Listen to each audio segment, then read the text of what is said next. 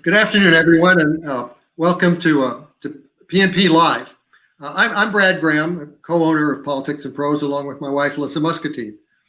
In response to the COVID-19 crisis, we've been able to move many of our author talks online, and we're very grateful that so many of you have moved along with us. There's no ticket price for these events, but they do take quite a bit of work behind the scenes to organize. So we'd welcome whatever contribution you'd like to make to support the series. Some of you may have already contributed when you signed in this afternoon, but if you haven't, there's a donate button, or there should be a donate button, or hopefully it'll appear at some point at the bottom of the screen. There is a green button also there to purchase this afternoon's featured book, The Last President of Europe. So please take advantage of that as well. With our stores closed to customer foot traffic, these online purchases really help to keep us going and to continue bringing this virtual programming to all of you. With Crowdcast, which is the platform we're using this afternoon, you can see us, but we can't see you. And you can still ask a question. To do so, just click on the Ask a Question button at the bottom of the screen.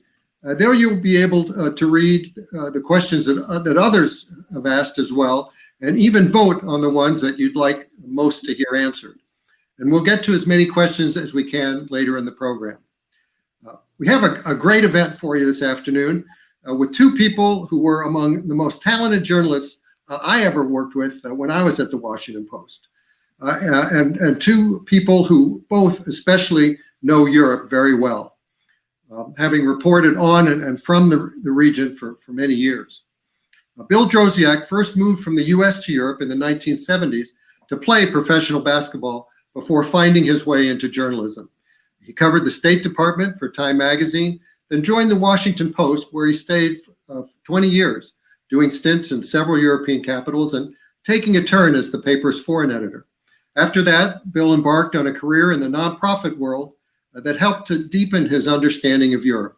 He served as founding executive editor of the German Marshall Fund office in Brussels, and later moved to New York to become president of the American Council on Germany. Nowadays, he's affiliated with both the Brookings Institution and the international strategic consultancy firm McClarty Associates here in DC. Bill's first book, Fractured Continent, which came out 3 years ago, took a broad brush look at Europe, examining how what had been a rather unified, peaceful region in the late 20th century turned into the fractured, discordant continent of today.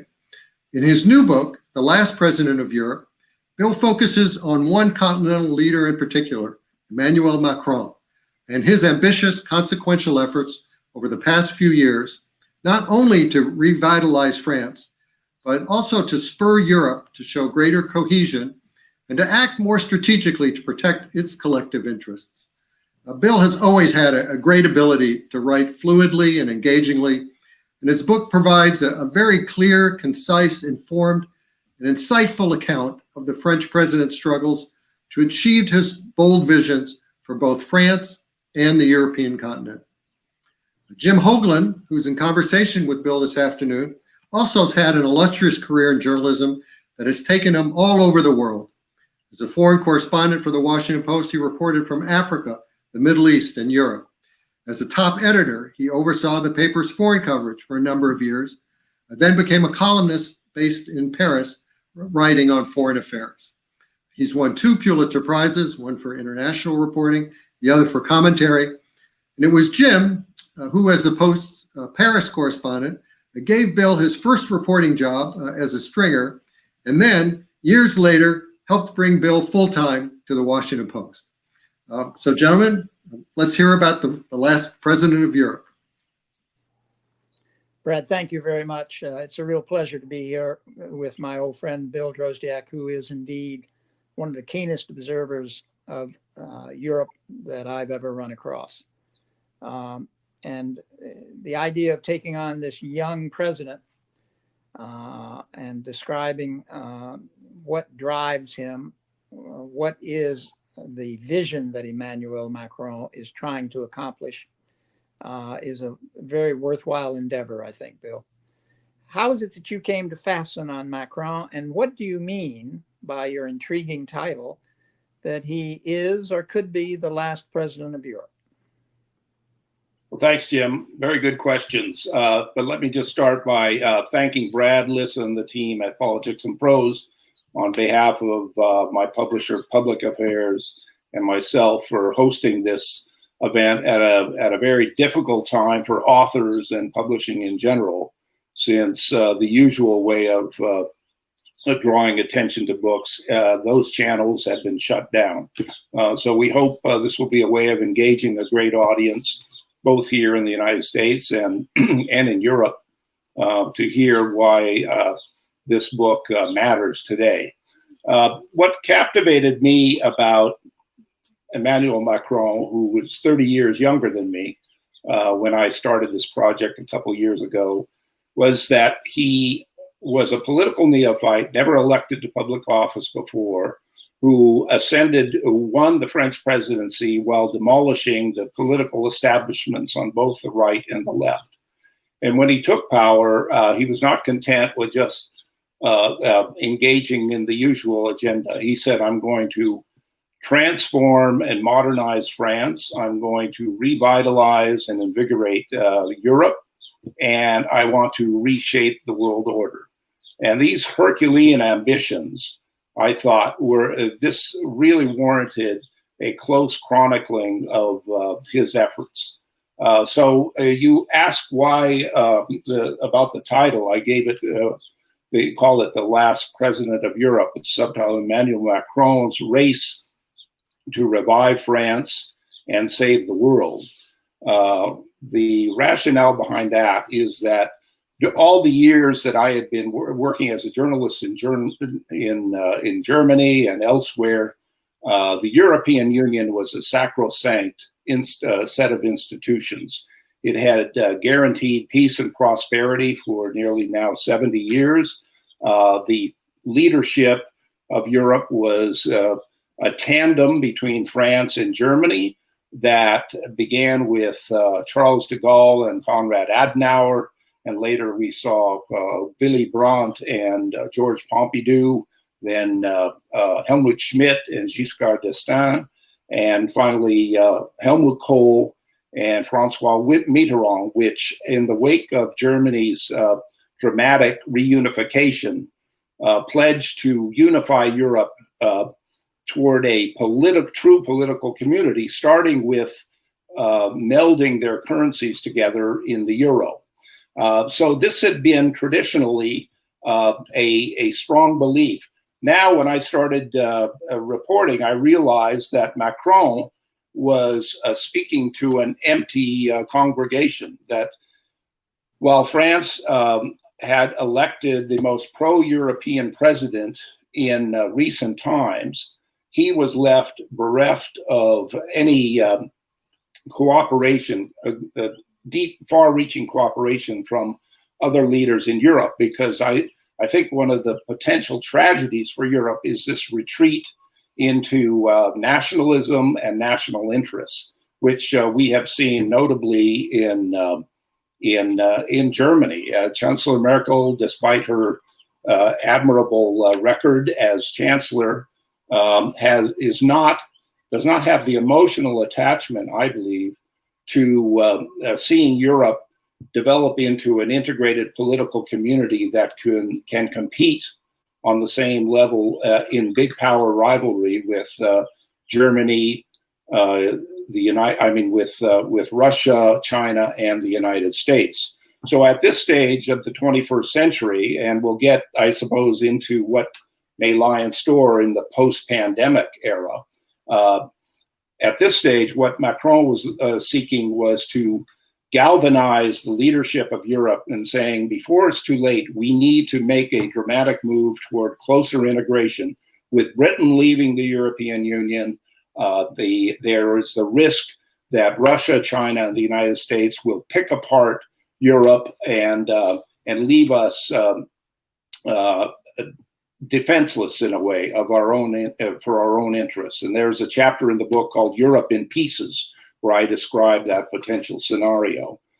So I think this is one of the dramatic motives that Macron has been the driving force of his presidency. And I must say that one of the big disappointments for him, in my view, is that his difficult and painful reforms that he has pushed through in France, he thought would lead to a reciprocation by Germany to move on the European level toward a greater political community, and that has not been reciprocated by Chancellor Merkel. One of the things that's really striking about your book, Bill, is the candor with which Macron describes his disappointments, his concerns, indeed his very deep fears that Europe is slowly disintegrating rather than coming together. I want to ask you a two-level question about that. One is, how do you go about developing that kind of candor in an interview situation? And the other thing that strikes me that you might want to tell us a little bit more about is how candid Macron is about his fellow leaders, about Donald J. Trump, Vladimir Putin, and Angela Merkel in particular. He's described to you some really choice moments and some very private moments in his meetings, and I think particularly with Trump. Could you tell us more about that? Sure, I'd be happy to, Jim. I suppose it took, like any relationship, it took a while to crack the ice. And I think what helped cultivate a certain degree of trust on his part was the realization, first of all, that we were conducting our conversations in French. And he appreciated the fact that even though he speaks relatively fluent English, that he was able to express himself and the nimbleness of his thinking and the brilliant insights that he may have in his native language, because I think that really helped enrich the dialogues that we had.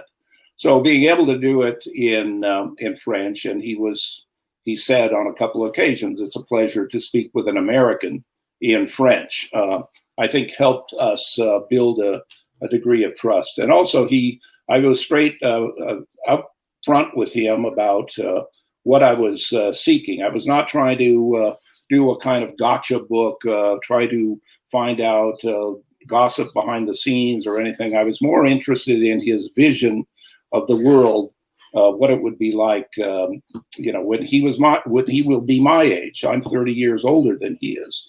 And he appreciated the opportunity, in fact, to delve into his strategic vision about where the world is and where he wants to take it.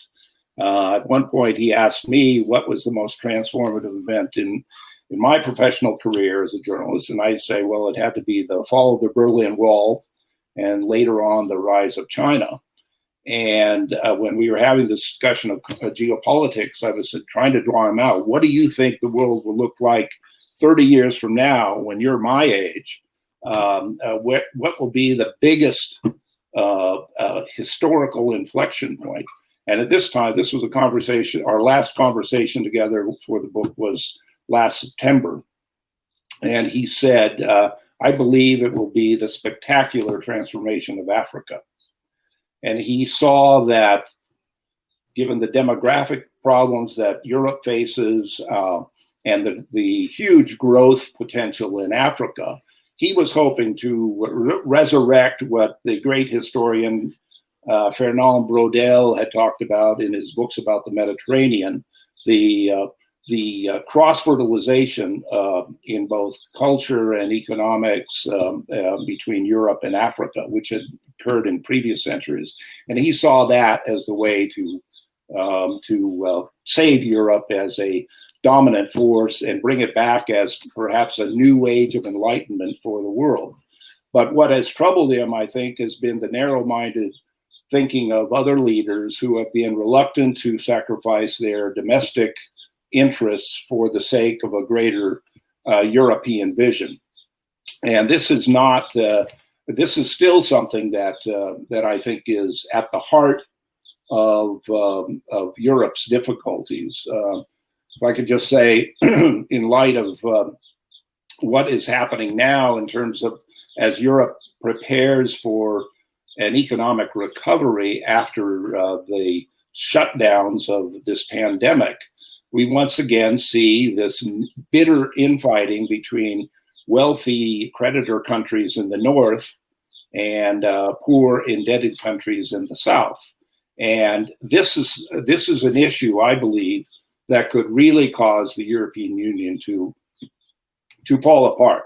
And I think that would be a tragic thing for the world as well, because the great thing about Europe, the European Union and its history over the past 70 years is that it is the avatar, the leading light of international cooperation, multilateralism, that all of these countries have pooled their sovereignty, come together, set aside national interests in favor of a greater good. And I think Europe still stands for that. That's been at the heart of the difficulties Europe has had with Donald Trump, but also with other leaders like Xi Jinping in China and Vladimir Putin in Russia. So you asked about the candor, how drawing Macron out in terms of his candid comments about other leaders. I think it was more to say, how do you build this? How are you going to build this relationship with people like Putin? Because he talked to me about building a strategic partnership with Putin that many European countries are disdainful of because of what Putin has done, both in terms of trying to kill off his political opposition at home and invade neighboring countries like the Ukraine.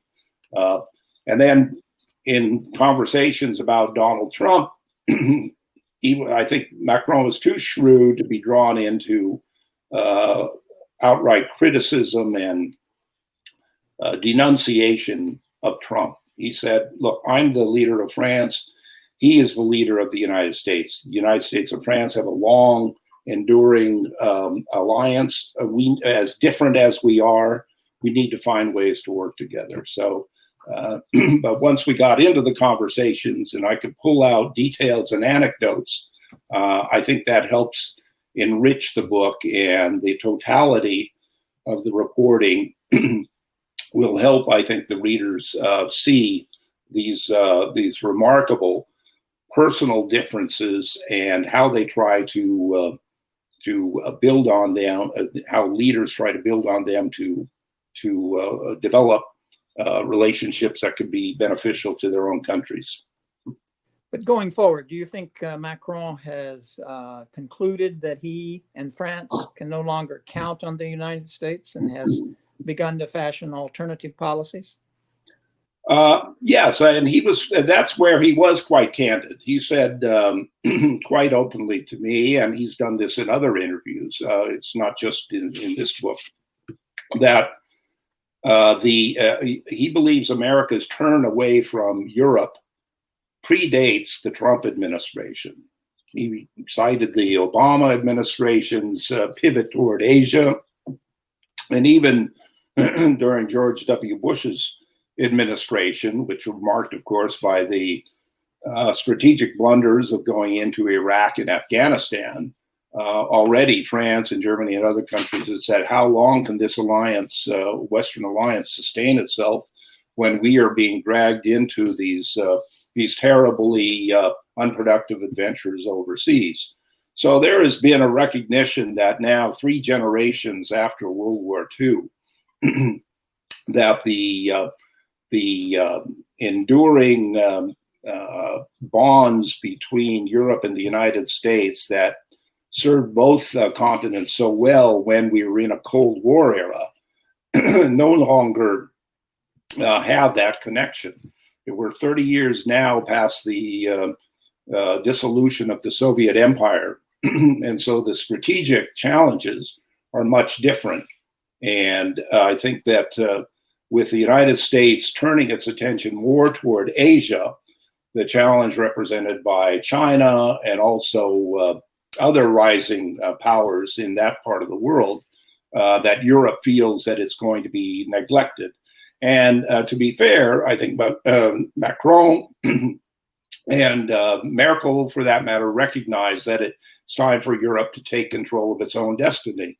But Macron insists that this has to begin with security. And this is where France has really the trump card, because with the departure of Britain from the European Union, it is now the major military power on the European continent.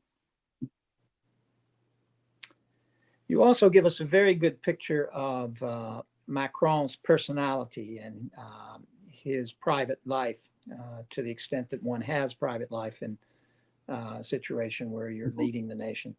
Talk to us a little bit about how he sees his role model, if he has one.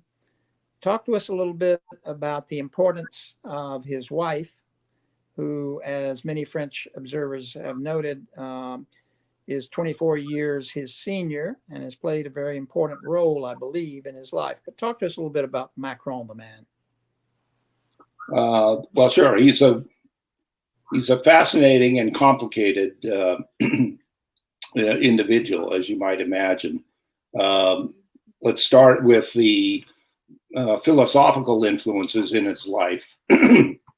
Like other French leaders, of course, he is shadowed by Charles de Gaulle and his thinking about the grandeur of France. But Macron really thinks more like a philosopher, and that reflects his early years as a research assistant with Paul Ricoeur, French philosopher who really was doing a lot of interesting thinking and writing about how ideologies no longer really matter, and what should be, what matters is achieving benefits for the greater good of the community. And Macron took this to heart. I think this became the foundation of his movement, La République En Marche, which just differentiated itself from being a Gaullist party or the Socialist Party, where he first began his political career. And he really saw it as a non-ideological approach, and he was trying to bring younger generation people in who would help him reshape France in a new light and prepare itself for the challenges of the 21st century.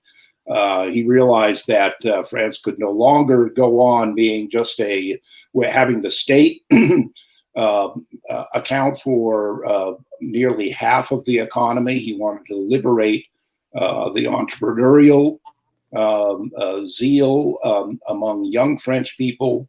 He saw that a lot of young people, more than 80,000 young French people, are now have gravitated to Silicon Valley. And I know that during the years when my family was in France, our young children acquired a great understanding of mathematics, and the French school system is extremely strong in that respect. So Silicon Valley companies have been very eager to hire young French people because of their strong backgrounds in mathematics. So you have this pool of resources there that Macron has been urging them to come back to France and help build a new France. So I think that's one important facet of his policies. The other one is that he realizes that France can no longer go on subsidizing these institutions that have dominated the society. I mean, one example would be the train conductors. I mean, France has a great network of high-speed trains and all of that. But going back, the generous benefits accorded to train workers are such that a train conductor can retire with practically full benefits at the age of 52. Well, this goes back to the days when coal was powering the engines. And so in addition to driving, you had to shovel the coal into it. It was a very arduous job. Now they're just sitting in the front cabin pushing buttons. So a lot of French people are grumbling about these special benefits. And he, to his credit, during the campaign said, this is what I'm going to do. He warned people that he's going to shake up France in such a way. Well, when push came to shove and he actually tries to do this, he ran into a lot of resistance. And as I recount in the first part of the book, which focuses on his effort to really move out very quickly in his presidential term, because he realized you have to achieve results fast and before the next election 5 years later, while he had some early successes, it sowed the seeds for the antagonism that erupted with the Yellow Vest movement. And then it was a matter of then seeing him, how resilient he was in coming back. You mentioned his wife, Brigitte, and that's where it gets into the personal issue. I mean, a lot of people have focused on this, the unusual nature of this personal relationship that developed when he was an adolescent student of hers, when she was the drama teacher in his local high school in Amiens. And subsequently, but this was not just any crush that evaporated once he left and went to Paris. He kept coming back and pursuing it. And a lot of people were very suspicious of how this relationship, what this really represented. There were even rumors about Macron really being a closet homosexual. And that, of course, has never been shown to be the case. Now, I think what is evident that the harsh criticisms that they faced in pushing forward with their relationship, I think, steeled her for the difficulties that he has encountered in his presidency. And there was one point, I think, in December of 2018, when the Yellow Vest movement had erupted, and nobody, not even nobody, journalists, opposition politicians, nobody understood who was leading this or why this was happening. And Macron fell into a deep funk. He retreated into the Élysée palace for about 3 weeks. Nobody saw him. And it was really Brigitte who kept him focused. And when he did finally come out of this mild depression, you could say, I think he came up with the idea, all right, we're going to go out and we're going to revive the connections with the people the way we did in the campaign. And so he came up with this idea, the Great National Debate, which I call the Great Convocation. And he basically set out going everywhere, doing all sorts of town hall meetings all around the country and subjecting himself to really a verbal abuse that made his staff cringe. And these sessions would go sometimes until well past midnight for 7 hours at a time. But it helped him get an understanding of the deep bitterness that a lot of not just French people, but others in Western democracies are feeling. And when I asked him at one point, after the protests had subsided somewhat, I believe this conversation took place in February of 2019, sorry. So it was about 4 months after the start of the Yellow Vest protests. I asked him, what has surprised you the most in your first 2 years in power? And he sort of leaned back and for about 10 seconds pondered the question. And he said, I would say it's the acceleration of violence, the incredible poison in politics that I find, not just in France, but everywhere, that people you would think you can disagree with my policies and express them even with a sense of outrage. But to be doing things like hanging the president in effigy and stabbing his effigy with knives and having scenes of bloodthirsty politics everywhere, and even attacking the buildings of the French government and try to get after their politicians. He said, this is this is something that is really barbaric. And I think that was what has shocked him the most. And I think it's revealed in some ways a certain naivete about politics, which I think is reflective of the fact that he was a novice. He had never run for political office before, and how he deals with this, I think he's learned lessons the hard way. He's still considered to be arrogant. Still called the president of the rich. By many people who feel in the provinces who feel that he's not addressing the inequalities in French society sufficiently.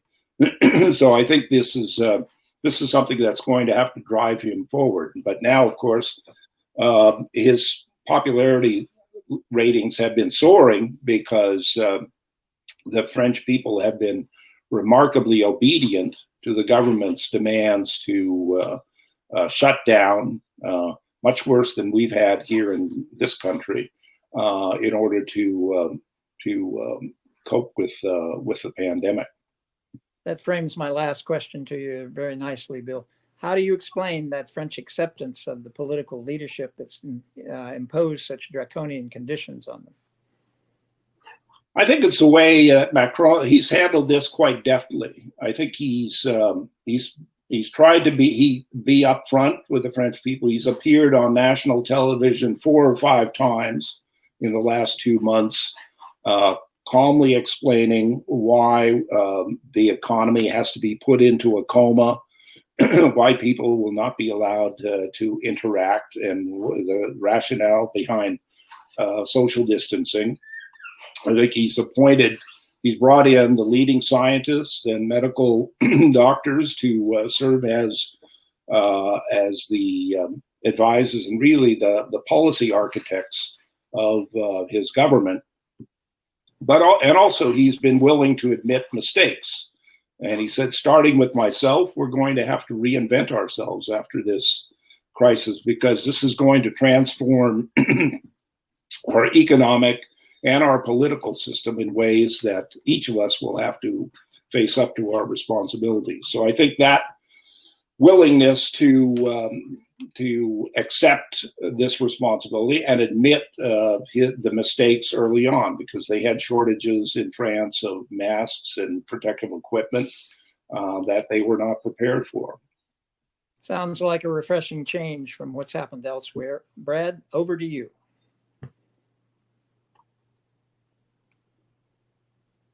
Okay, it's now time for audience questions. We have a few, I see.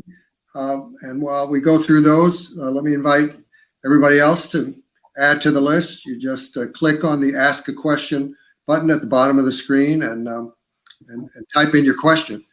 The first one on the list here is from another fellow journalist, Rowan Tepes. He says, hi, Bill, a brilliant book. Post-publication question. How do you think Macron has done with the pandemic compared to other world leaders? Has it enhanced his quest to unify Europe? Well, thanks, Rowan, for that question, and good to hear from you. I think, as I pointed out, he's had a reasonably good start in dealing with the pandemic. France has suffered quite extensively. They've had over 10,000 deaths since this began. Germany has done much better, but that reflects, I think, the stronger infrastructure that they have in their healthcare system, and particularly the larger number of intensive care units. But I think he's probably done as much as he could in terms of compelling people to see the logic behind extreme social distancing. So much so, people are. You need a pass from the police to go out and anything more than 500 yards from your apartment. So this is, you can imagine how difficult it is given the rebellious nature of the French to enforce this. But so far they've been accepting it. I think his real test is going to be at the European level. How will he convince other leaders to realize that they're all in this together, that the kind of European recovery fund that will be necessary is going to force them to rethink the whole structure of the European Union. Because if they don't, and Europe goes down the road of a Great Depression of the kind that we saw in the 1930s, it could also lead to disastrous political changes, because there are far-right populist, angry, violent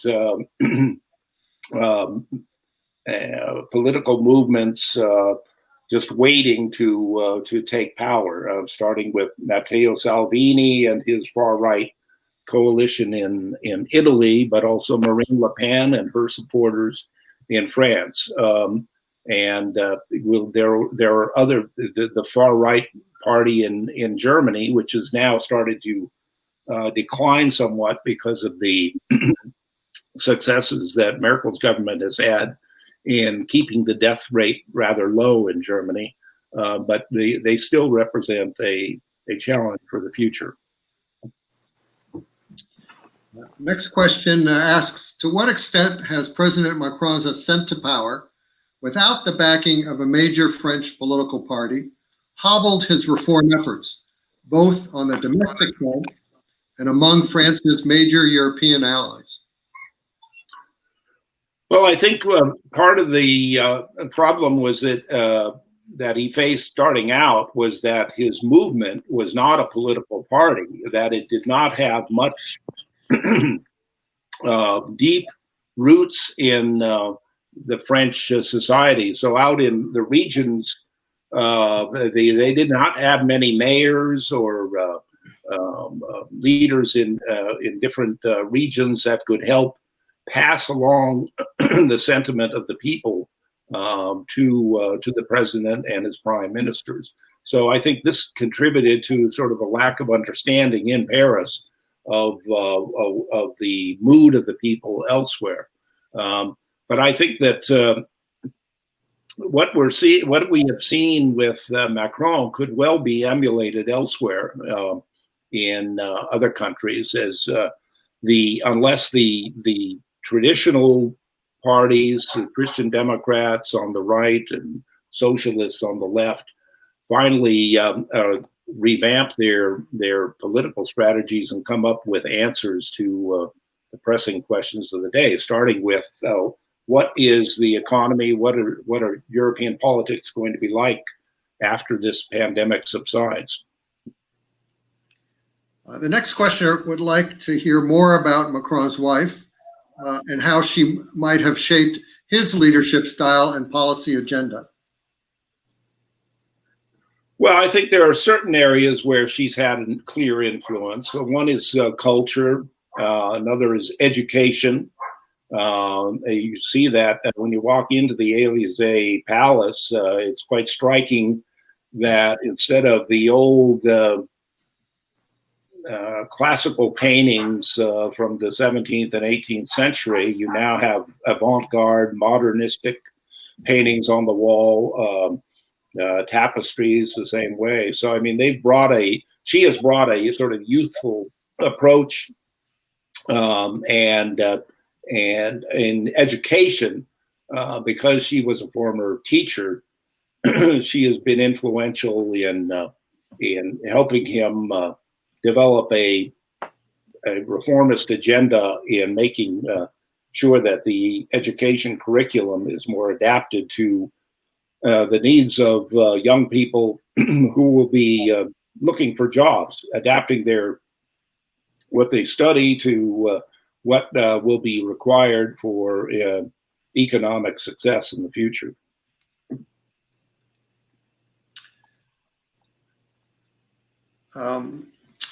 This next questioner says, I understand Merkel has an intense personal distaste for Trump and told Macron that it would be better if he dealt with him, not her. You mentioned incidents and anecdotes. Could you tell us some more about the Macron-Trump relationship? Well, I think it's true that Angela Merkel's first encounters with Donald Trump were verging on disaster. That you may recall the famous incident where she extended her hand and Donald Trump did not want to shake it. And she found that in conversation with him, he was very dismissive of her and accused Germany of being as bad, if not worse, than China in the way that it exploited the trade relationship. He lashed out at her at one point, saying that the special tariff arrangements in which Europe pays less than the United States in terms of tariffs. It's more expensive to export cars from the United States into Germany than what Germany faces coming into the United States. Trump claims that was grossly unfair. Merkel's argument, which is she said, look, German car industry invests enormous amounts of money in the United States. It has plants. It's one of a large employer of Americans, and that the cars built here in the United States are re-exported elsewhere. And so it's a net benefit to the United States. Trump would not have any of this. And so at one point she threw up her hands. She basically said, Macron is saying he's still the president of the United States. We need to keep the United States engaged in any way we can, despite all of this. And she said, well, be my guest. You take the lead in cultivating this relationship. And so he did. And of course, it hasn't been easy. But he's been able to find common ground with Trump by saying, look, Donald, I think we share a common approach in a couple of ways. We are both political mavericks. Neither of us believed or worked through the traditional channels of power of political parties. And we also believe in the efficacy of business being a solution, a partnership, public-private partnerships between business and government. And I think that persuaded Trump that Macron would be somebody that he could work with. Plus, he was enchanted by the idea that here was a young leader, 30 years younger than he was, who could be his partner in seeing how to deal with the world. Now, Macron learned early on that the way to get Trump to be more cooperative was to flatter him any way he can. And so I think one of his bigger personal successes in dealing with Trump came at the G7 summit last year in Biarritz, where just before the summit began, as soon as Trump arrived, he took him aside and they had a 2-hour lunch face-to-face without even aides present. And he explained to Trump exactly what he was going to do. And exactly what he planned to do with Iran, bring in Iran's foreign minister and try to see if there was a way to find a way of bridging the differences between the United States and Iran. So I think Trump went along with that. He said it was the best conversation he'd had as president. And it didn't pan out, which is no surprise.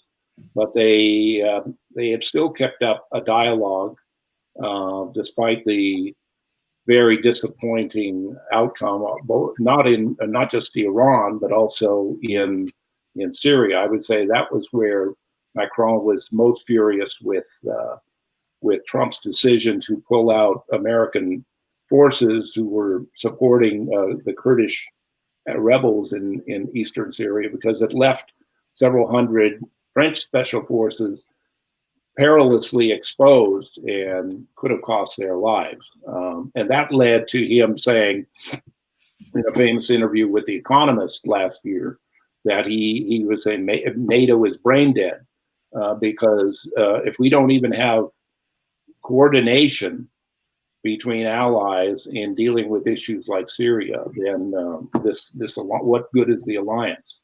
And he said much the same thing. How can we believe in Article 5 that an attack on one is an attack against us all, that we should come to the aid of our allies when we can't believe in even coordinating and cooperating with each other? So, Bill, let me just squeeze in one of my own questions here because it follows on U.S.-French relations. Let's say we do have a new president that's elected. And now you, as such an expert on Macron, what advice would you give Vice President-elect Biden or President-elect Biden at that point on how to approach the French president? And what advice would you give Macron on how to approach Biden? Well, I think this is we are really at a major inflection point. So the way the world looks after the pandemic shutdown ends will be dramatically different. So I think the Atlantic Alliance needs to be reevaluated and reinvented. If I were Macron, and as well as if I were Biden, I would convene an early discussion about saying we cannot go on the way it was. We can't just continue the drift and try to reassure each other that life as we enjoyed it over the past 60 years as allies can continue. It has to be totally reinvented. And I think what would one place to start would be for Biden to support Macron's insistence that Europeans take more responsibility for their own defense and try to cooperate in any way they can, and not see this in terms of the theology of whether NATO should dominate or whether the European Union should dominate. It really has to be seen as what can Europe do for itself so that the United States can focus more on its domestic challenges and in other parts of the world.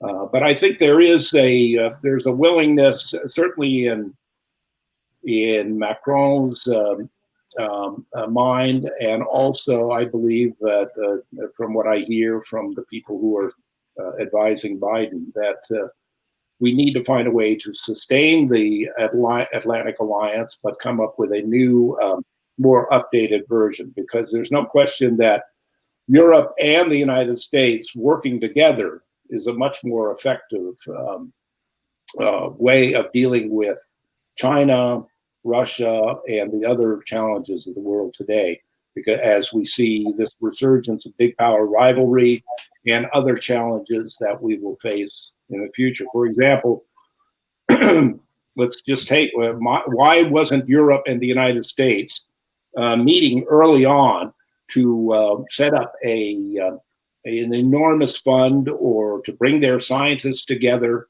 in close cooperation to find a vaccine or to develop therapies in dealing with the COVID-19 virus.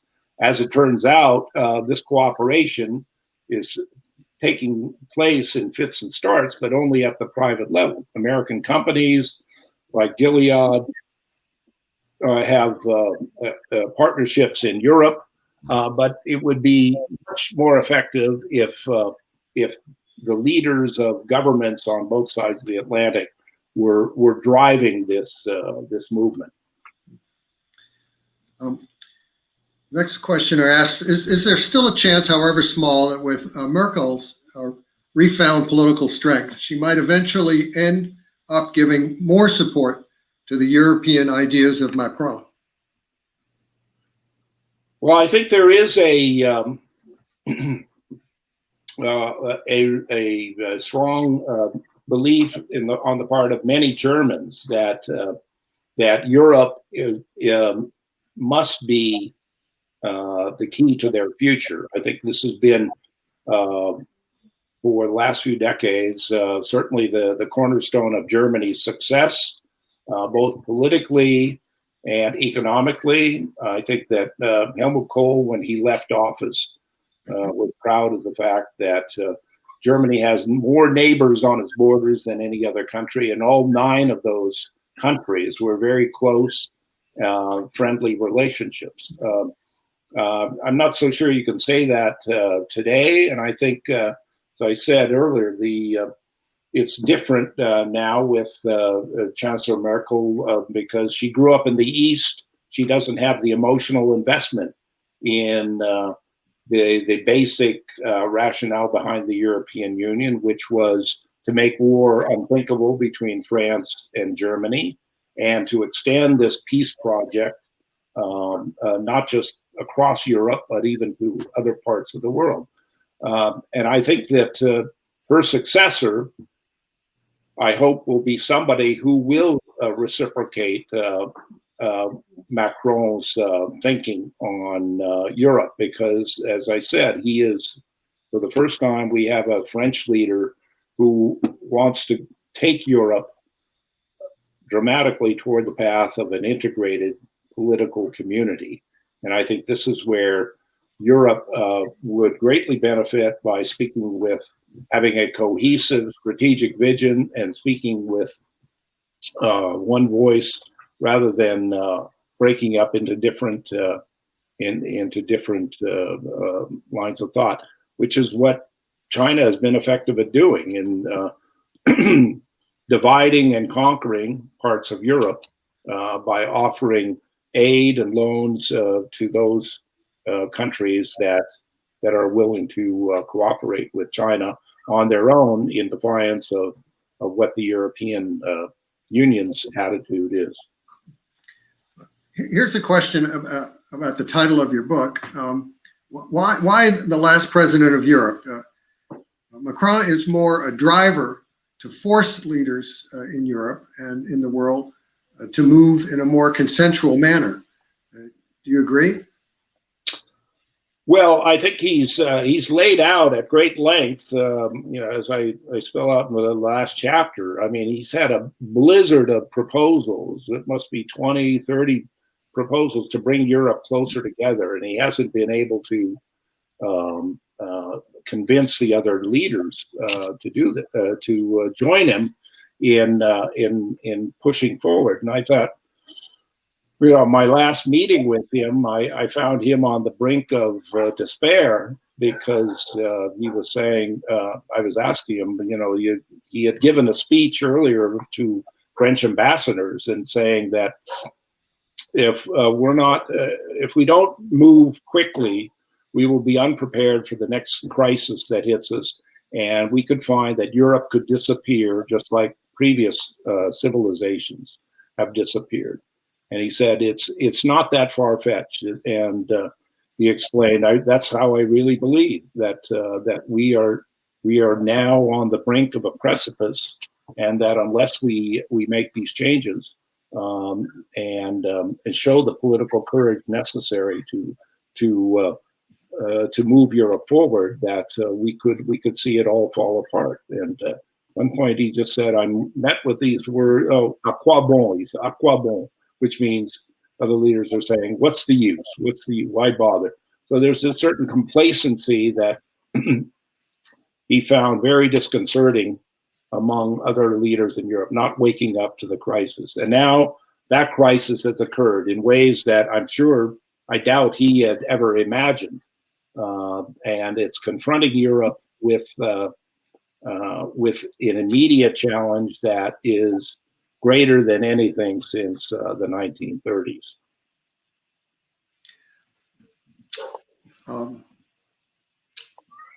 Why do you think Macron was so aloof or distant after taking office? Was he trying to demonstrate that he had the gravitas of a de Gaulle? Well, yeah, it's an interesting question. I think partly it's a function of personality, but I think, as you suggest, he felt that French presidents should be project say a royalist air, that the French have, he believed, like many other French politicians, that the French have never gotten over losing their monarchy, and that the president should reign in such a way that he is seen as being aloof. I think the master of this, because I spent 6 years in France covering his presidency, was Francois Mitterrand. And for the purposes of this book, I went to see Hubert Védrine, who had worked as Mitterrand's chief of staff and spokesman for many years, and he recounted to me how Macron had brought him in and asked him, what would Mitterrand do in these circumstances? And he said, when you're getting a lot of grief and attacks and criticism, what Mitterrand would do would be to disappear for 4 or 5 days and not tell anybody, not even his staff.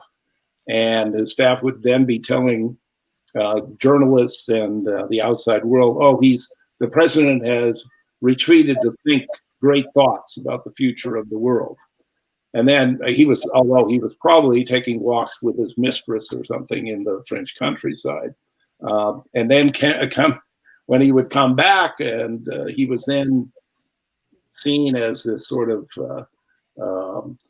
relaxed figure who would govern with an assurance that made the French believe he knew what he was doing.